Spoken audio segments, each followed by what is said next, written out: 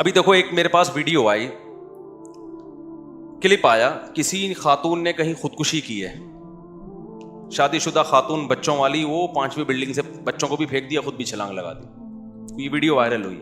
نیچے لکھا ہوا ہے, حکومت کو برا بھلا کہا ہے کہ دیکھو گورنمنٹ نے غربت مہنگائی اتنی کر دی ہے جس کی وجہ سے یہاں تک نوبت آ گئی کہ عورت اپنے بچے کو مار رہی ہے. ہائے ہائے ہائے. مجھے اتنا غصہ آیا جس نے ویڈیو بھیجی. میں نے کہا گورنمنٹ کو تو برا کہو, لیکن یہ موقع نہیں ہے اس عورت کو برا کہو. یہ اتنی بڑی کیسے ہو گئی, اس کو روٹی نہیں ملی ہے, اس کے بچے اتنے بڑے بڑے کیسے ہو گئے. ہوس ہے ہوس,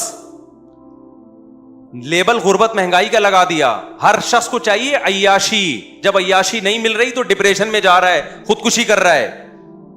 بھوک افلاس آج وہ نہیں ہے جو پہلے ہوا کرتی تھی, لیکن بھوک میں بھی لوگوں کے چہروں پہ خوشی کے آثار ہوتے تھے. مل جاتا اللہ کا شکر ادا کرتے, نہیں ملتا صبر کرتے, یار صبر کا ثواب لیں گے. اب کیا ہے, کمپٹیشن, تقابل. اس کے پاس لینڈ کروزر, میں رکشے میں گھوم رہا ہوں, اس کے پاس آئی فون, میرے پاس سستا موبائل. یہ جو تقابل ہے جس میں گورے نے ہمیں ڈالا ہے, انہوں نے دولت دولت دولت. گورا دنیا کو مسافر خانہ سمجھتا ہے. آپ کی یونیورسٹیوں میں جو پروفیسر پڑھا رہے ہیں وہ تو یورپ امریکہ سے پڑھ کے آتے ہیں, وہ دنیا کو مسافر خانہ تھوڑی سمجھتے ہیں. ہر وقت آپ کو پیسہ پیسہ پیسہ, معاشی ترقی. ہماری سیاسی تنظیمیں وہ بھی یہی بات کرتی ہیں, ملک میں معیشت معیشت. مذہب کو انہوں نے کیا کر دیا, اللہ کی رضا کو اپنی ڈکشنری سے نکال دیا. معیشت, ہر آدمی کے دماغ میں جو کھوپڑی میں جو جرثومہ گھسا ہوا ہے وہ کیا ہے کہ میں نے دولت کمانی ہے. میرا بھانجا پڑھتا ہے نا یونیورسٹی میں, بتاتا رہتا ہے کہ ہر لڑکا پیسہ کمانے کی بات کر رہا ہے, جس کے پاس پیسہ نہیں ہے وہ ڈپریشن میں جا رہا ہے, پاگل ہو رہا ہے. وہ نہیں آ رہی میرا خیال ہے بات سمجھ میں.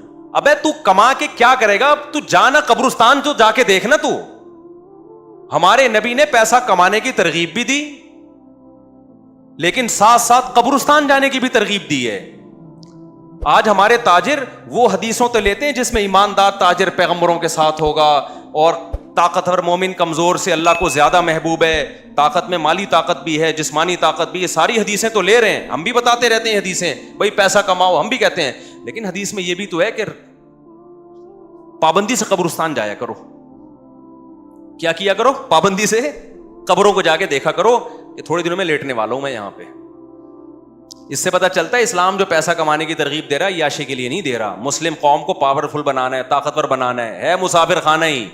صحابہ تو غریب تھے بھائی زیادہ تر, پھر بھی کامیاب ہو گئے.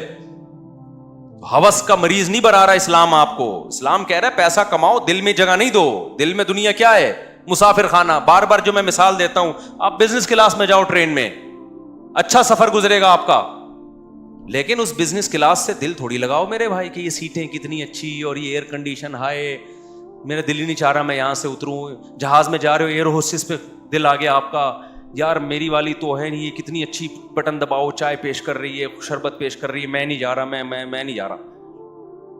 اگلا بولے گا بھائی تو پاگل ہے کیا, یہ مسافر خانہ ہے بھائی. تھوڑی دیر کے لیے تیرے پاس پیسہ زیادہ تھا تو چل جہاز میں آ گیا, ورنہ بس میں چلا جاتا.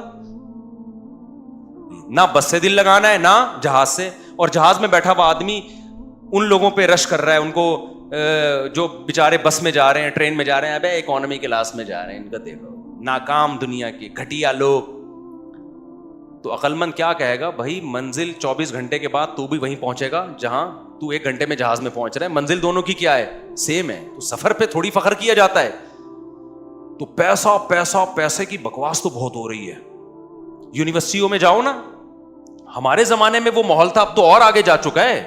ہر وقت پیسہ پیسہ پیسہ, ترقی ترقی ترقی ترقی. کوئی یونیورسٹی میں پروفیسر یہ نہیں بتا رہا کہ دنیا مسافر خانہ ہے, بیٹا اس سے دل مت لگاؤ. کوئی پڑھ لیا ٹھیک ہے, نہیں پڑھا تو بھی کوئی ٹینشن نہیں, ٹماٹر بیچے وہ, کچھ نہیں ہوتا بیٹا. یہ ٹماٹر بیچنے والے ناکام نہیں ہیں. اگر یہ ایمانداری سے بیچیں گے, یہ قیامت میں ان کے چہرے سفید ہوں گے, تمہارے کالے سیاہ ہوں گے. کوئی پروفیسر بتا رہا ہے یونیورسٹیوں میں, یہ باتیں تو بہت کی جاتی ہیں کہ یہ باتیں کوئی مولوی نہیں بتاتا. یہ بھی تو کہو یہ باتیں کوئی پروفیسر نہیں بتاتا. نہیں, یہ بات میرا خیال ہے علماء پہ تو طنز بہت ہوتا ہے. میں یہ بات بتا رہا ہوں, کوئی مولوی نہیں بتائے گا. لیکن کچھ اچھی باتیں ہیں جو پروفیسروں کو بھی بتانی چاہیے, لیکن کوئی پروفیسر نہیں بتاتا.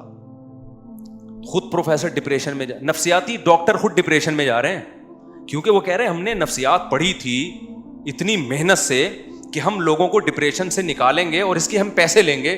لوگ ڈپریشن میں جا ہی نہیں رہے, ان کو اس بات کی ڈپریشن ہو رہی ہے, پیشنٹ ہی نہیں آ رہے, یا سارے ڈپریشن میں جا رہے ہیں لیکن وہ ادھر اس کو اس بات کی ڈپریشن ہو رہی ہے کہ پبلک ڈپریشن میں کیوں نہیں آ رہی ہے یار. نہیں بھی ہو رہی تو ہوگی نا اس بات کی اس کو, اگر بالفرض نہیں ہو رہی تو کسی ڈاکٹر کو اگر ڈپریشن کے مریض نہ ملے تو وہ تو اسی پہ ڈپریشن میں نے یار پڑھا ہوا سارا میرا برباد ہو گیا. میرے پاس آئے گا, میں کہوں گا کوئی بات نہیں, ٹماٹر بیچ یار, تو ٹھیلا لگا, تو نے نفسیات پڑھی ہے اور کوئی تجھے نفسیات کا پیشنٹ نہیں مل رہا, یا مل تو رہے ہیں لیکن وہ تو ان کا علاج نہیں کر پا رہا, وہ کہنے پھر بھی ٹھیک نہیں ہو رہے, ہم نہیں آ رہے, یا تجھے تمہاری مرضی کی فیس نہیں دے رہا, تو تم یہ کام چھوڑ کے کیا لگاؤ, ٹماٹر بیچو. نفسیاتی ڈاکٹر کر لے گا, یہ کہہ رہا ہے بھائی میں ڈپریشن سے مر جاؤں گا. ابے تو اس کا مطلب جب تو خود اپنے آپ کو ڈپریشن سے نہیں بچا سکتا تو دوسروں کو کہاں سے بچائے گا تو. اصل ڈپریشن سے بچانا یہ نہیں ہے کہ ٹماٹر والے کو لینڈ کروزر میں ڈال دو, پھر تو سارے ڈپریشن سے نکلیں گے. اصل تو یہ ہے کہ جس حال میں, کیونکہ خدا ہم سے اپنی مرضی کے مطابق معاملہ کرتا ہے, ہماری چاہتوں کے مطابق معاملہ. ہر ٹماٹر والا چاہتا ہے کہ میں لینڈ کروزر میں گھوموں, لیکن خدا کی مرضی ہوتی ہے تو گھما دیتا ہے, نہیں ہوتی تو نہیں گھماتا. تو نفسیاتی ڈاکٹر کا کام یہ نہیں ہے کہ جو غریب ہے اس کی ڈپریشن پیسے دے کے ختم کرے, اس کا کام یہ کہ غریب کو غربت ہی میں ڈپریشن سے بچائے. تو کوئی نفسیاتی ڈاکٹر سے پوچھ لے کہ حضرت اگر آپ غریب ہو گئے تو یہ فارمولا آپ پہ فٹ ہوگا, وہ کہے گا ہاں, تو آپ کو ٹھیک ہے, آپ یہاں سے نکلو, ٹماٹر بیچو, ٹماٹر بیچو. ٹھیک ہے, کوئی یہ صحیح نہیں ہے کہ کلینک بند کر کے وہ ٹماٹر بیچے, لیکن حالات ایسے آ سکتے ہیں کہ نہیں آ سکتے. آپ اس سے یہ کہیں کہ فرض کریں ڈاکٹر صاحب اگر آپ غریب ہو گئے اور سارا مال آپ سے چھن جائے, کلینک بند ہو جائے اور آپ کو ٹماٹر بیچنے پڑے, تو جس چیز کے ذریعے آپ سامنے والے کو موٹیویٹ کر رہے ہو وہ کہانیاں سنا کے آپ اپنی آپ کو موٹیویٹ کر سکتے ہو اس وقت, تو اس کا ضمیر کہے گا بالکل بھی نہیں. اس کا مطلب ان تلوں میں تیل بولو نہیں ہے. اسلام نے بتایا بھائی قبرستان جاؤ, ٹھیک ہے نا, بولو یار ٹماٹر بیچ کے بھی ادھر ہی آنا ہے, خزانے کما کے بھی ادھر ہی آنا ہے. اور کتنی پیاری مثال دی ہے قرآن میں, مجھے تو اتنا مزہ آتا ہے یار. ہم جب مولوی بنے نا تو ہمارے لیے, میں اس پہ اس لیے بھی زیادہ بولتا ہوں, ہمارے لیے یہی چیلنج تھے, تو ہمیں یہی چیزیں سمجھا دی حضرت نے ہمارے لیے. تو میں تو بالکل, ہمارے خاندان میں پہلے تو علماء گزرے ہیں, لیکن یہ جو نئی جنریشن ہے اس میں تو مولوی بننا ایک بہت بڑا عیب سمجھا جاتا ہے.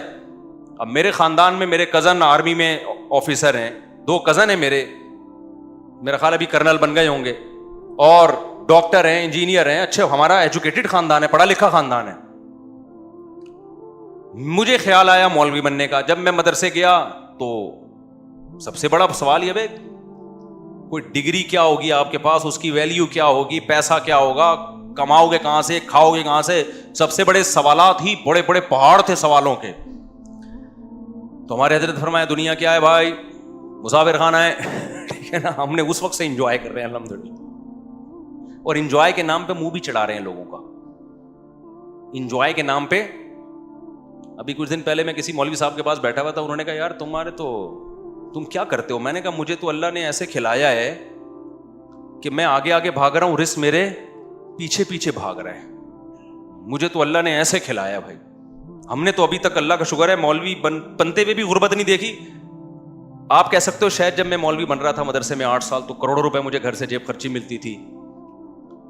میں جب بتاتا ہوں نا اپنے پرانے حالات کہ میرے پاس اس کے پیسے بھی نہیں تھے, اس کے پیسے بھی نہیں تھے, اس کا مقصد یہ نہیں ہوتا کہ میں اس وقت اپنے آپ کو غریب سمجھتا تھا. الحمدللہ میں اس وقت بھی اپنے آپ کو دولت مند سمجھتا تھا کہ میری ضرورت اتنی بھی نہیں ہے, پھر بھی مجھے اللہ یہ ضرورت پوری کر رہا ہے. نہیں یہ بات میرا خیال ہے. ہم جب مدرسے میں گئے, دوپہر کھانا 11 بجے لگتا تھا وہاں پہ. میں سوچتا تھا کہ یار میرے تو یہ بھی اوقات نہیں تھی کہ مجھے دوپہر کھانا ملے. کھانا کیا کر رہا ہے, مل رہا ہے مجھے, اور مزہ بھی آ رہا ہے کھانے میں. تو اللہ نے میری یہ ضرورت, حالانکہ اس کھانے کے ہم پیسے بھی جمع کراتے تھے, میرے والد صاحب پیسے دیتے تھے اس کھانے کے. یار اللہ مجھے کھانا کھلا رہا ہے, حالانکہ میں جاب نہیں کر رہا, میں تو پڑھ رہا ہوں, پھر بھی مجھے تو ایک وقت کا کھانا. یہ سوچ سوچ کے خوش ہوتا تھا کہ میں 20 سال کا ہو گیا, 18 سال کا ہو گیا, اس وقت تو مجھے چاہیے تھا کہ میں اپنا خود کماؤں, لیکن میری ذمہ داری میرے ابا پورا کر رہا ہے بھائی. وہ کھانے کے پیسے جمع کرا رہا ہے اور ہم فری پاکٹ میں کیا کر رہے ہیں, کھا رہے ہیں. اس پہ خوش ہوتا رہتا تھا میں. نہیں آئی میرا خیال ہے بات. آج کسی نوجوان کو روزگار نہ ملے, ابا پراٹھے بھی کھلا رہا ہوگا نا, کھمبے سے جا کے چپکے گا, ہائے روزگار. ابے تو روزگار نہیں ہے, تیری بیسک ضرورت تو بہرحال پوری ہو رہی ہے نا. میری بیسک ضرورت تھی اس وقت کہ مجھے 2 ٹائم کا کھانا چاہیے تھا, اور 18 سال 20 سال میں بھوک بھی ٹائٹ لگتی ہے آدمی کو. مجھے 2 ٹائم کا کیا چاہیے تھا, کھانا. مجھے مدرسے میں وہ مل رہا تھا, میں اس پہ خوش ہوتا تھا, یار اللہ کا دیا بہت کچھ ہے یار. اور بھوک لگتی تھی, 11 بجے ہوتا تھا کھانا, کیونکہ پھر قیلولہ ہوتا تھا, اور ایک عشاء سے 20 منٹ پہلے, آدھا گھنٹہ پہلے, ایسی بھوک میں تگڑ بھاگتے تھے ہم کچن کی طرف نا. کبھی دال پکی ہوتی تھی, ایک دن دال تھا, ایک دن سبزی تھی, ایک دن ہفتے میں ایک دن گوشت تھا, کدو تھے, اور اللہ بھلا کرے کڑی پکتی تھی ایک دن منگل کے دن. اب تک جامع رشید میں منگل کو کڑی پکتی ہے. بھوک لگتی تھی, بڑا مزہ آتا تھا کھانے میں. حالانکہ گھر میں ہم اس سے زیادہ اچھے کھانے کے عادی تھے, لیکن پورا ہفتہ ہم مدرسے میں ہی رہتے تھے. ہمیں تو اس پہ خوشی, یار ہم کچھ کر نہیں رہے پھر بھی فری پھوکڑ کا کیا مل رہا ہے, ابا کے خرچے پہ کیا مل رہا ہے, کھانا. اور ابا کی محبت بھی پھوٹتی تھی دل میں. ایک ایک نوالے پہ ابا کو یاد کرتے تھے, یار یہ ابا ہے جو ہمیں کھلا رہا ہے. آج ابا خدا کی قسم بچوں کی تعلیم پہ لاکھوں روپے خرچ کر رہا ہے, اور بیٹا باپ کو باپ ماننے کے لیے تیار نہیں ہے, پھر بھی ناشکری کرتا ہے, ابا تو نے میرے لیے یہ کیا, تو نے میرے لیے کیا کیا. اس جو ابا نے ہمیں کھلایا نا 8 سال, ابا نہ دیتے تو مدرسہ اپنے خرچے پہ کھلاتا ہمیں, لیکن ہمارے ابا نے کہا بھائی میرے پاس ہے تو میں اپنے بیٹے کو اپنے خرچے پہ کھلاؤں گا. ویسے تو مدرسے میں طلبہ کے لیے جو لوگ آتے ہیں پیسے دیتے ہیں تو طلبہ اس پیسوں سے کھاتے ہیں, لیکن ابا نے بولا بھائی جب میرے پاس ہے تو میں کیوں, ہم اس پہ خوش ہو رہے ہیں, یار ابا ہمیں 2 ٹائم کا کیا کر رہے ہیں, ابا کے خرچے پہ ہم کھا رہے ہیں. اتنا اللہ کا شکر ہے, دل بڑا ہوتا تھا یار ابا کے. پھر میں نے سوچا یار اگر میری کمائی لگی تو ساری تنخواہ ابا کو دیا کروں گا میں. نہیں یہی بات میرا خیال ہے. آج جب نوجوان کو دیکھتا ہوں نا میں, یار باپ تمہاری تعلیم پہ لاکھوں روپے خرچ کر رہا ہے, گیس کا بل تمہارا باپ دے رہا ہے, بجلی کا بل تمہارا باپ دے رہا ہے, گھر تمہارے باپ نے تمہیں دیا ہوا, یہ سارا کچھ ذرا اپنے خرچے پہ کر کے دکھاؤ نا چند دن. پھر بھی باپ کے سامنے بدتمیزی, پھر بھی اس کا عیب نکالتے ہیں. کتنی بڑی نعمت. پھر جمعرات کو جاتے تھے, والدہ سے ملاقات ہوتی تھی, ماں کی الگ محبت ہوتی ہے بھائی. ہم تو اس میں یار اللہ نے اتنی نعمتیں, فیوچر کیا ہے, کچھ بھی نہیں ہے. لوگ پوچھتے تھے مستقبل, ہم نے کہا مستقبل کیا, میں تو حال دیکھنا ہے بھائی. کھا رہے ہیں منڈ کے, دوپہر بھی منڈ کے پھوڑتے ہیں. اس کے بعد پھر کیا ہوتا تھا, رات کے وقت ہم پھر مطالعہ کرتے تھے نا, اسٹڈی کرتے تھے. رات کو پھر ہمیں نیند آنا شروع ہوتی تھی ٹائٹ والی. میرے پاس سونے کی کوئی جگہ, اتنا سا بستر تھا, 1 فٹ کا چوڑائی اس کی, وہ بستر میں بچھاتا تھا رات کو مسجد کے فرش پہ. ایک چھوٹا سا تکیہ رکھا ہوا تھا, ایسا سوتے تھے گھوڑے بیچ کے. اتنی مزے کی نیند آتی تھی. فیوچر کا نہیں پتا کہ ہمیں کہیں جاب لگے گی کہ نہیں لگے گی, ہمارے سرٹیفکیٹ ہمارے کس کام کا, کل ہماری شادی بھی ہوگی کہ نہیں ہوگی, کوئی رشتہ بھی دے گا کہ نہیں دے گا. ابے فیوچر کس کے ہاتھ میں ہے بھائی, کیونکہ جن لوگوں نے محنت کی ہے ان کے حشر دیکھو جا کے. یہ تو تقدیر پر ہے, تقدیر میں جو لکھا ہوگا وہ مل کے رہے گا. شادیاں لکھی ہوں گی تو 4 شادیاں ہو کے رہیں گی, نہیں لکھی ہوں گی تو کوارے ہی گھومتے رہو گے. پیسہ لکھا ہوگا تو آئے گا, نہیں ہوگا تو ہم نے وہ کام کرنا ہے جس میں اللہ کی رضا ہو. تو ہم نے کہا یار ہم نے اپنے آپ کو دین کی خدمت کے لیے وقف کر دیا, کوئی بات نہیں, انجوائے کرو لائف کو, کیا کرو. اچھا دوسرے سڑ رہے ہوتے تھے, ہمیں خوش دیکھ کے نا دوسرے سڑتے تھے کہ بھائی ڈھیلا ہے نہیں ان کی جیب میں, جب بھی ہاتھ ڈالو خالی جیب نکلتی ہے. وہ کما بھی رہے ہیں ڈپریشن میں, فیوچر کی فکر, میں باہر جاؤں گا, میرا ویزا نہیں. ہمارے ایک ریلیٹیو تھے, ان کا ایک دوست امریکہ چلا گیا, ان کو نہیں ویزا ملا امریکہ کا. وہ ایسی ڈپریشن میں یار, اپنے جو دوست کو بٹھا کے آیا نا جہاز میں, ہمارے سامنے بتا رہے ہیں یار میں تو بس بھائی یار میرا تو خودکشی کا دل کر رہا ہے. یہ جو قرآن کی آیت ہے نا, فمن زحزح عن النار وادخل الجنۃ فقد فاز, جس کو اللہ نے جہنم سے بچا لیا, جنت میں داخل کیا, وہ کامیاب. تو اس آیت کا وہ ایسا لگ رہا تھا ان کو جو امریکہ چلا گیا اور پاکستان سے بھاگ گیا وہ کامیاب, جو یہاں رہ گیا وہ ناکام. اس پہ ابے یار ابے بھائی, ان کو 3 دن تک ڈپریشن میں نیند نہیں آ رہی. ہمیں کیوں نیند آ رہی, ہم نے امریکہ کا بھی سوچا ہی نہیں تھا. ہم نے سوچا یہ تھا بھائی ہمیں بھوک نہیں برداشت ہوتی, کھانا مل جائے ہمیں, ٹھیک ہے نا. یہ لائف تو نیند اتنی اچھی آتی تھی, ایسے پڑے میں ایسا مزہ آتا تھا نا. اتنے سے بستر پہ ایک ہی کروٹ پہ سوتا تھا میں, ایک ہی کروٹ پہ, زیادہ یوں کر کے. یعنی اس میں ایسا نہیں ہوتا کہ چوڑے ہو کے لیٹ جاؤ, وہ مزہ. اور گدے پہ نہیں سویا میں کبھی, کیونکہ گدا تھا ہی نہیں وہاں. ہمارے مدرسے میں گدا ودا نہیں تھا, تو میں نے چادر ڈال کے سوتا تھا فرش پہ. وہ عادت مجھے اب تک پڑی ہوئی ہے. میں گدے پہ سو ہی نہیں سکتا. میں اب کہیں ٹریولنگ کرتا ہوں نا, بڑے بڑے لگژری ہوٹلوں میں کبھی ٹھہرنا پڑتا ہے, نیچے چادر بچھا کے سوتا ہوں. ایک دفعہ وہ ہوٹل والے انہوں نے بولا اتنا لگژری بیڈ آپ کے لیے پڑا ہوا ہے, آپ نیچے سو رہے. میں نے کہا بھائی ہمیں گدوں پہ نیند ہی نہیں آتی, ہمیں آتی ہے پھٹے پہ نیند. جنازے میں بھی آرام سے لیٹ جائیں گے پھٹے پہ. جو گدے والا آدمی جنازے کی چارپائی پہ بھی بولے گا بھائی تو کیا کر رہا ہے, کچھ گدا ڈال دے. کیا خیال ہے بھائی؟ نہیں آئی میرا خیال ہے بات سمجھ میں. پھر استاذوں سے ڈانٹے کھاتے تھے, اس کا اپنا مزہ تھا. ہم نے یہ سنا ہوا تھا بھائی استاذ کی ڈانٹ کیا ہے, جیسے کھیتی کے لیے پانی, تو انسلٹ محسوس نہیں کرتے تھے ہم, ڈپریشن میں نہیں جاتے تھے. آج کوئی بڑا کسی چھوٹے کو ڈانٹ دے, ڈپریشن میں جائے کہ میری انسلٹ کی ہے, میں یہ انسلٹ برداشت نہیں کر سکتا, تو ڈپریشن ہوگی نا. ہم نے سنا تھا بھائی بڑے اگر ڈانٹتے ہیں تو یہ آپ کی آخرت کی ترقی کے لیے بہتر ہے. ایسے ایسی ڈانٹیں کھائیں استاذوں نے, کہا تم یہ ہو تم یہ ہو. ہم نے کہا جی حضرت ہم تو ہیں ایسے, ٹھیک ہے نا. کوشش کرتے تھے کبھی زبان نہ چلے. تھوڑی سی بےزتی تھوڑی دیر کے لیے محسوس سی ہوتی تھی, اس کے بعد جب مراقبہ کرتے کہ یار یہ تو بڑے ہیں, ان کا حق بنتا ہے. اور ہم نے بڑوں سے یہ سنا تھا بھائی استاذ کی جتنی ڈانٹ کھاؤ گے نا اتنی زمین زرخیز ہوگی, اتنا اللہ دین کا کام لے گا. بدتمیزی نہیں کرنا استاذوں سے. تو کوشش کی کہ نہیں کریں, الحمدللہ آج اس کی برکت بھی دیکھ رہے ہیں اپنی آنکھوں سے. وہ استاذ محبت کرتے ہیں. اگر ہم زبان چلاتے جیسے کالجوں میں ہو رہا ہے, ٹیچر کچھ بول دے آگے سے اسٹوڈنٹ کھڑے ہو کے کچھ بول دیتا ہے, تو بدتمیز بنتا ہے نا انسان. تو بڑوں سے بھائی بدتمیزی نہیں کرنی. تو ہم نے تو اتنی اچھا مزے کی بات آپ کو بتاؤں, ابھی جو عیاشی ہے وہ تو میں نے بتائی نہیں مدرسے میں. ابھی تو میں نے آپ کو بتایا جو 2 ٹائم کے کھانے کی ضرورت پوری ہو رہی تھی. عیاشی جس کے زرداری نے خواب بھی نہیں دیکھے ہوں گے, وہ عیاشی ہم نے مدرسے میں کی ہے. اور یہ میں دل کی کیفیت بتا رہا ہوں, اوپر سے نہیں کہہ رہا. وہ عیاشی کیا تھی, کبھی کبھار لسی بھی جا کے پیتا تھا میں. جیب خرچی ملتی تھی ابا کی طرف سے بھی, بھائی بھی الگ سے دیتے تھے, تو میرے پاس اضافی جیب خرچیاں 2 بھائی میرے دیتے تھے اور 1 ابا, تو 3 جیب خرچیاں میرے پاس الگ سے آ گئی تھی.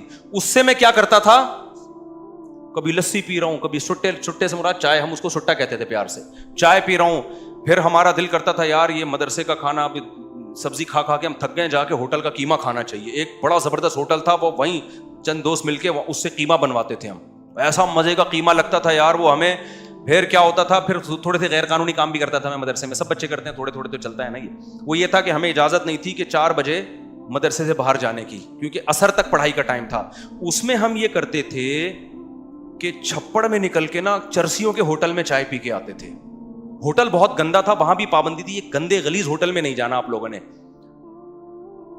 اب اچھا ہوٹل دور بھی ہے, اور وہ عصر کے بعد جائیں گے, عصر تک کا انتظار کون کرے گا. چھپڑ میں چپکے سے نکلے پتلی گلی سے, استاذوں سے نظر بچا کے, اور خوف کے ساتھ وہاں بیٹھ کے چرسیوں کے ساتھ کپ دھلوا کے چائے پی رہے ہیں. غیر قانونی کام, اور چھپڑ میں آ رہے ہیں. اس کا اپنا مزہ تھا خدا کی قسم, کیونکہ جب آدمی غلط طریقے سے, چائے ویسی کون سی اچھی چیز ہے, غلط طریقے سے چائے پیتا ہے نا, اس کو جرم کا احساس ہو, اس چائے کا مزہ آج تک ہمیں اب تک نہیں آیا, کیونکہ احساس ہوتا تھا غلط کر رہے ہیں. تو یہ بھی ایک مزہ ہے بھائی. چھپڑ میں چپ کے آ کے بیٹھ گئے ایسے گنڈے بن کے, جیسے پتہ نہیں مطالعہ کر کے نا تھک گئے بہت زیادہ. چھوٹی سی, اس سے زیادہ نہیں شرارت کی ہم نے الحمدللہ مدرسے میں. تو اس کو ہم سمجھتے تھے کیا ہے عیاشی. ہمارے دوست تھے, ہم ان کے ساتھ کیا کرتے تھے, ایک دور جو ہے نا ریڑی پہ کلیجی بناتا تھا بڑی ٹائٹ, وہاں جانا بھی انلیگل تھا, گورنمنٹ کی طرف سے, مدرسے کی طرف سے پابندی تھی. اب ہمارے پاس پیسے ہوتے تھے یار, کچھ تو کھائے نا باہر جا کے, تو ہم کیا کرتے تھے, چھپڑ میں نکل کے ایسے منہ پہ رومال ڈال کے, وہ کلیجی والے سے ریڑی میں کلیجی بنوائی, چھپڑ میں بیٹھ کے کھایا اس کو. بڑی مزے کی بناتا تھا وہ, ایسا مزہ آتا تھا. آپ کہہ سکتے ہو مفتی صاحب غریب خاندان کے ہو گئے آپ بہت زیادہ, اس لیے آپ کو کلیجی کھانے میں مزہ آ رہا ہے. میں نے اپنے خاندان کا انٹروڈکشن آپ کو پہلے کروا دیا. اس کا خاندان سے تعلق نہیں تھا, ہمارے گھر میں سب کچھ تھا کھانے پینے کو. 200 گز کا بڑا گھر تھا ہمارے ابا کا, اور خاندان کا بھی میں نے انٹروڈکشن کروا دیا.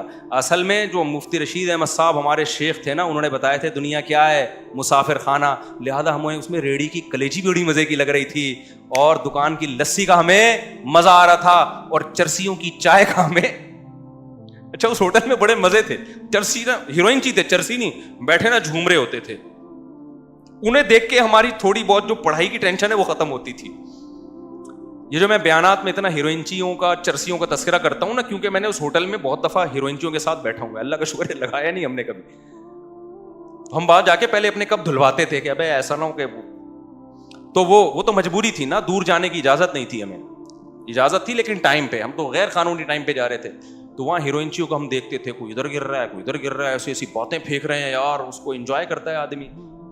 خدا کی قسم فیوچر کا کچھ پتا نہیں تھا. یہ بھی نہیں پتا تھا کسی مدرسے میں بھی ملازمت ملے گی کہ نہیں ملے گی.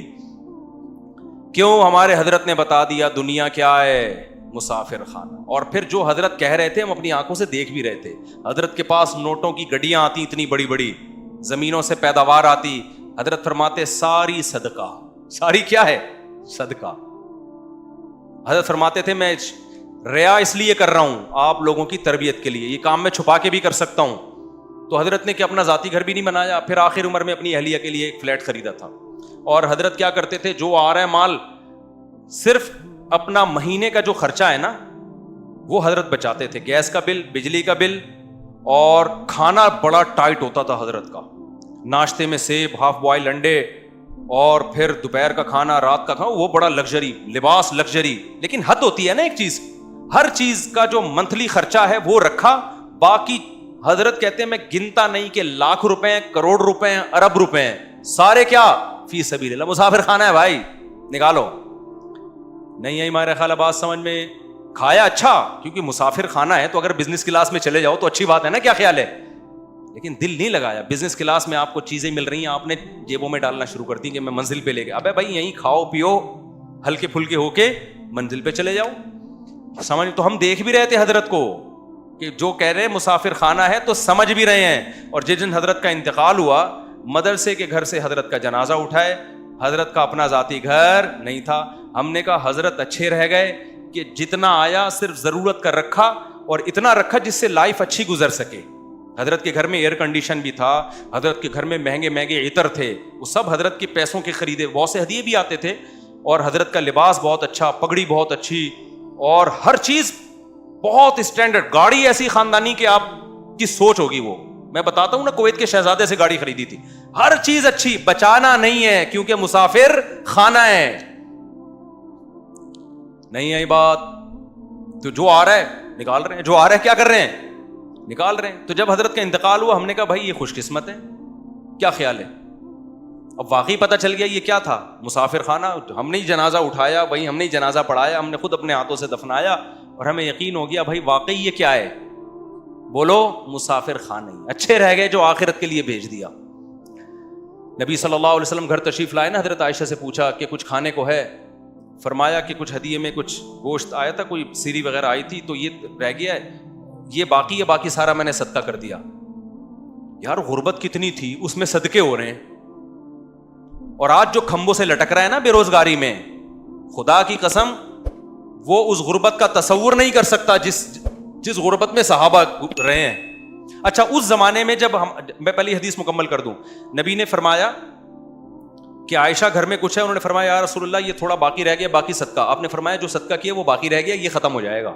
اصل باقی وہ رہ گیا جو کیا کر دیا ہے, صدقہ. مسئلہ سارا یہ ہے کہ نہ نفسیاتی ڈاکٹر دنیا کو مسافر خانہ سمجھنے کے لیے تیار ہے, گورا تو ویسے ہی نہیں سمجھتا, نہ ہم سمجھنے کے لیے تیار ہیں. تو ڈپریشن تو میرے بھائی ہوگی. نسوا اللہ فانساہم انفسہم. اللہ کہتا ہے جو اللہ کو بھولے گا نا, میں سب سے پہلے اسے اپنا آپ بھلاؤں گا. وہ اپنے فائدے کی چیزیں بھول جائے گا, ہوس میں دولت کے پیچھے بھاگے گا وہ پاگلوں کی طرح, اور اس سے ریلیشن کیا ہوں گے, ختم. جب آپ گھسیٹنے کی فکر کرتے ہو اس سے محبتیں ٹوٹتی ہیں, جب دیتے ہو تو محبتیں بڑھتی ہیں. حاتم طائی کا نام لوگ محبت سے لیتے ہیں نا, دیتا تھا, لیتا تھوڑی تھا لوگوں سے. ہمارے نبی کے ہاتھ پہ کتنے عرب کے بڑے بڑے سردار اس بیس میں مسلمان ہوئے کہ ہم نے ان کو ایسا سخی دیکھا اتنی غربت میں. یہ واقعی اللہ کے نبی ہیں, یہ دنیا کو واقعی مسافر خانہ سمجھتے ہیں. تو وہ کیا بات کر رہا تھا, ایک دم ذہن سے نکل گئی. ہاں تو میں عرض کر رہا تھا کہ پتہ نہیں ایک بات دماغ میں آئی تھی, واقعہ آیا تھا, وہ دماغ سے ہی نکل گیا. تو یہ جو بے روزگاری میں خودکشیاں ہو رہی ہیں, بے روزگاری نہیں ہے, یہ عیاشی کے شوقین ہیں. ہاں میں بتا رہا تھا کہ جب ہم ایسی ہمارے حالات تھے نا کہ مدرسے میں ایک دن ٹائم پہ دال کھا رہے ہیں, رات کو کڑی کھا رہے ہیں, ٹھیک ہے نا, وہ بڑی مزے کی کڑی ابھی بھی ہوتی ہے, بڑی ٹائٹ کڑی ہوتی ہے. تو اس وقت مالدار لوگ مجھ سے آ کے پوچھتے تھے کہ حضرت پیسوں کی بڑی ٹینشن ہے, ڈپریشن میں جا رہا ہوں, بے روزگاری ہے. میں ان سے پوچھتا تھا کہ آپ کتنا کما لیتے ہو مہینے کا؟ کہتے اتنا کماتا ہوں. میں نے کہا جس سے ٹینشن کا علاج لینے کے لیے آئے ہو نا, وہ اس کا خواب میں بھی تصور نہیں کر سکتا. ایک دفعہ کیا ہوا, جو سبزی والا نہیں میرے پیسے لے کے بھاگ گیا تھا, میرے والد صاحب کی ساری وراثت میں نے 3-4 لوگوں کو پیسے دیے, کوئی داڑھی والا, کوئی نمازی, کوئی محراب. جب میرے والد صاحب سے مجھے وراثت ملی, اچھی خاصی ہم بیٹھے بیٹھے مالدار بن گئے. ہمارے ابا نے بنائی بھی ہمارے لیے تھی اسپیشل, کہ میرے بچوں کا میرے بعد کیا ہوگا. نیک باپ یہ سوچتا ہے نا, خدا کی قسم ماں باپ سے بڑا نا کسی کا کسی پر احسان نہیں ہے. یہ اتنا مقدس رشتہ ہے کہ باپ اور ماں جو ہے نا وہ اپنے آپ کو گھلا کے اولاد کے لیے فکر کرتے ہیں, اور آج یہ اولاد ماں باپ کی قدر نہیں کرتی. مجھے جب پتہ چلتا ہے نا فلاں نے اپنے باپ کے سامنے زبان چلائی یا ماں کے سامنے زبان چلائی, مجھے بہت افسوس ہوتا ہے. اپنی بیوی کو دیکھا کرو یار, یہ بچوں کو کیسے پالتی ہے. وہ چھوٹا بچہ 1 سیکنڈ کے لیے ماں کی جدائی برداشت نہیں کرتا. آپ بچپن میں ماں کے اتنے محتاج تھے, 1 سیکنڈ کے لیے ماں کی جدائی برداشت نہیں ہوتی, چپکا رہتا ہے ماں کے ساتھ, ایسے چیختا ہے. اور بڑے ہو کر کیسے بھولتا ہے, بڑے ہو کر کیسے بھولتا ہے. ایک کیس آیا میرے پاس, ایک خاتون نے کہا کہ میرا شوہر نا 2-2.5 مہینے کے لیے اپنی ماں کو میرے گھر لے آتا ہے, یا 4 مہینے کے لیے. مجھے بڑی تکلیف ہوتی ہے. میں نے کہا خاتون, آپ کا جب بیٹا ہوگا جس کو آپ اتنی تھا اس کا بیٹا اتنی محبت سے پال رہی ہو, وہ بیوی سے اس طرح وفا کرے کہ اس کی ماں کو ضرورت ہے بیٹے کے ساتھ رہنے کے لیے, اور وہ کہے کہ نہیں میں نے اپنی ماں کو نہیں رکھنا, آپ پہ کیا گزرے گی؟ ماں خود سوچ لیا کرے نا میں اپنے بیٹے سے کتنی محبت کرتی ہوں. اگر یہ میرا بیٹا بڑے ہو کر بیوی کو مجھ پہ ترجیح دینا شروع کر دے تو میرے دل پہ کیسے آرے چلیں گے. تو یہ سمجھ میں آ جائے گی عورت کی کہ یار کتنا بڑا اللہ نے ماں کا حق رکھا ہے. عورت اپنے اوپر رکھ کے نہیں سوچتی. اور ہمارا کلچر, ہمارے اسکالرز, وہ سب آج اولادوں کو ماں باپ کے خلاف کر رہے ہیں. سوچ نہیں سکتے آپ ماں باپ کے کتنے احسانات ہیں, بھول جاتا ہے انسان. تو میں پتہ نہیں کیا بات کر رہا تھا یہ. ہاں, ماں باپ تو کوشش کرتے ہیں نا بھائی, ہمارا سب کچھ. ہمارے ابا نے بھی کوشش کی کہ یار میں جاؤں تو یہ, خاص طور پر میں اور میرا چھوٹا بھائی مولوی بن رہے تھے, انہوں نے کہا یار یہ تو کچھ کمانے دمانے کے ہیں ہی نہیں, تو ان کے لیے تو کچھ کر کے جاؤ. لو ابا بہت کچھ کر کے گئے, لیکن اللہ نے بتا دیا ملے گا وہی جو تمہاری تقدیر میں لکھا ہوا ہوگا. ابا نے ہمیں اتنی وراثت دے دی, ہم نے اب جب میں مولوی بن چکا تھا وراثت بھی آ گئی. اب ہمیں کیا ہوا, شادی بھی میری ہو چکی تھی, اس کے بعد وراثت ملی. میں نے کہا اب دماغ میں خیالات, اب تو چونکہ اللہ نے دیا ہے, اب میں کیا بنوں گا, بزنس مین. اب ادھر سے بندہ آیا, مفتی صاحب سنا ہے آپ کے پاس بہت پیسے ہیں. اچھا, میں تخصص کر چکا تھا تو لوگ مجھے مفتی صاحب کہنا شروع ہو گئے تھے, فتوی کا جو ہوتا ہے نا نصاب. میں نے کہا جی فرمائیے کیا کام ہے. اچھا, میرے پاس ٹائم تو تھا نہیں کاروبار کرنے کا, میرے پاس تو یہ تھا کہ ہم نے دین کی خدمت کرنی ہے. ابا کا پیسہ آ گیا تو کاروبار میں لگاؤ, 50% تمہارا 50% ہمارا. ابا ہمیں سمجھا کے گئے تھے کہ بیٹا کسی کو پیسہ پکڑا دیا کسی کا باپ بھی واپس نہیں نکلوا سکتا. اور پھر یہ بھی کہتے تھے یہ بات تمہاری سمجھ میں اس وقت تک نہیں آئے گی جب تک بھگتو گے نہیں, کیونکہ چکنی چپڑی باتوں میں آ جاؤ گے. اور وہی ہوا, ابا سمجھا کے گئے. بہتوں کے ہم نے نہیں دیے, لیکن بہتوں نے داڑھی پکڑی, ابے بھائی مفتی صاحب یہ بزنس ہے, یہ پرانی گاڑی خریدی ریپیئر کر کے بیچی, 10 تیرے 10 میرے, میٹنگیں شروع. الحمدللہ اللہ کا بڑا فضل ہوا. ایک دن آیا کہ بس میں اس پہ خوش تھا کہ جو ڈبہ ہے نا اس میں آٹا رکھا ہوا ہے, صبح پراٹھے کے پیسے الحمدللہ ہیں, اور ایسا دیوالیہ ہوا ہے نا, اور سارے نیک لوگوں نے. تو آخر میں جو مجھے چونا لگا کے بھاگا ہے نا, جس نے سب سے بڑا نقصان کیا, وہ کہتا تھا, میں اسے کہتا یار میرا بڑا نقصان ہوا ہے, لوگوں کو پیسے دے کے, بڑی داڑیوں والے بھی دیکھے, اور بعض ایسے بھی دیکھے جن کے تبلیغ میں وقت لگے ہوئے ہیں, بعض ایسے بھی دیکھے جو یوں کرتے ہیں, بعض ایسے بھی دیکھے جن کا بڑا چلتا ہوا بزنس. بھائی میں تو کہتا ہے اصل میں خاندانی آدمی سے کبھی آپ کا مفتی صاحب واسطہ نہیں پڑا. یہ وہ تھا جو سب سے بڑا چونا لگا کے بھاگا تھا. یہ وہ تھا جس نے ایسی ڈس دی کہ اس کے بعد کاروبار گیا ختم, بالکل ہی زیرو پہ. تو یہ کہتا تھا اصل میں ایکچولی مفتی صاحب مسئلہ یہ ہے کہ آپ کو خاندانی آدمی کبھی ملا نہیں ہے, پھر اس نے واقعات کے 28 لاکھ میرے پاس تھے، میں نے پہنچا دیا، وہ پتہ نہیں کہاں سے فون. تو بالآخر ہم نے دینا شروع کیا، اس نے کما کے دینا شروع کیا. میں تھوڑے دنوں میں 2 مہینے میں مالدار ہو گیا. اچھا، اور مجھے یقین آ گیا اب لوگ آ رہے ہیں مفتی صاحب تھوڑا ہمارا پیسہ بھی لگوا دو، اتنا زبردست بندہ ہے یار یہ. جاؤ ایسے تھوڑی، سمجھ رہے ہو؟ میں کہا ایسے تھوڑی بھائی، ہمارا ریلیشن ہے، ہمارا کیا ہوگا اس میں. خیر میں نے کچھ لوگوں کے لگوا دیے، میرا کوئی کمیشن نہیں تھا، میں نے لگوا دی. پھر جو ہوا وہ آپ سب کے میں بیان میں سنا چکا ہوں. اچھا پیسہ اتنا لا کے دے رہا تھا کہ میری سمجھ میں نہیں آ رہا کہ میں گاڑی کرولا کا نیا ماڈل لوں یا شیراٹ کا پرانا ماڈل لوں. میں اس چکر میں گاڑی اور الحمدللہ نہیں لی، ورنہ بیڑا ہی غرق ہو جاتا. سمجھ رہے ہو کہ نہیں سمجھ رہے؟ اب ہوا یہ ہے کہ وہ صاحب جتنا دیا تھا نا اتنا واپس لے کے غائب. وہ دن آج کا دن اس اسٹیمپ پیپر پہ اس کے انگوٹھے لگے ہوئے تھے بہت سارے، کیونکہ جب ہم پیسے دیتے تھے میں کہتا بھائی شریعت میں حکم میں لکھو بھی. اس نے کہا لکھ لو. میں نے کہا شناختی کارڈ. اس نے کہا یہ شناختی کارڈ. میں نے کہا انگوٹھا بھی لگاؤ. انگوٹھا بھی لگا دیا. تو 3-4 سال تک میں وہ انگوٹھے لے کے گھومتا رہا ہوں. کچھ بھی نہیں ملتا بھائی ان انگوٹھوں سے، شناختی کارڈ سے، اسٹیمپ پیپر سے. سمجھ رہے ہو؟ بندہ مل بھی جائے تو کچھ نہیں کر سکتے آپ یہی کرو گے، پولیس کو بتاؤ گے، پولیس کیس چلے گا کہ کچھ بھی نہیں ہوتا. پاکستان میں تو سوال ہی پیدا نہیں ہوتا. یا بدماشوں سے چترول لگواؤ گے آپ، پھر بھی نہیں نکلے گا. آدھا بدماش لے جائیں گے کہ ہم نے جو نکلوایا ہے تو ہمارا بھی تو کمیشن بنتا ہے. تو کچھ بھی نہیں. جب پیسے دیے تو اسی دن سے انا للہ و انا الیہ راجعون پڑھ لیا کرو. اچھا میں جو اصل واقعہ بتا رہا تھا کہ میں بالکل زیرو پہ آ گیا اور میرے 2 گھر بھی تھے. تو مجھے چند سیکنڈ کی ٹینشن ہوئی ہے، چند سیکنڈ. جب میں گیا نا میں نے دیکھا بندہ تو تالا لگا کے بھاگ گیا. ایک دم ایک تھوڑا سا دھچکا لگا. اس کے بعد اللہ کا شکر ہے وہ دن آج کا دن مجھے دوبارہ ٹینشن نہیں ہوئی. کیوں؟ ہم نے کہا یہ تو غریبی میں ملے تھے بھائی وراثت کے، ٹھیک ہے نا. گھر گیا، مجھے وہ دن یاد ہے 10 بجے. گھر والوں کو بھی میں نے بتایا نہیں تھا کہ سارا پیسہ غائب ہو گیا. گھر کچھ بھی نہیں بتایا میں نے. وہ بیان سے ہی گھر والوں کو شاید پتا چلا ہوگا. جب میں گھر آیا تو بچے میرے سو رہے تھے، پنکھا چل رہا تھا. کچن میں گیا، آٹا ہے، دال ہے، راشن ہے، گھر کا ناشتے کے پیسے بھی ہیں، دوپہر کھانے کے بھی ہیں، رات کھانے کے بھی ہیں. میں نے کہا یار اللہ نے اتنا دیا ہے کہ ابھی بھی فل عیاشی والی زندگی گزر رہی ہے الحمدللہ. مجھے ٹینشن نہیں ہوئی. تو میرے دوست مجھے کہتے تھے یار آپ کو تو برین ہیمریج سے مر جانا چاہیے تھا. میں کہہ رہا کس بات پہ مرتا ہے یار، یہ اللہ نے میری ضرورت سے ابھی بھی مجھے. میں نے کہا تیری کتنی ہے؟ اس نے کہا 1. میں نے کہا میری کتنی ہے؟ 2. میں نے کہا ٹینشن سے تجھے مرنا چاہیے.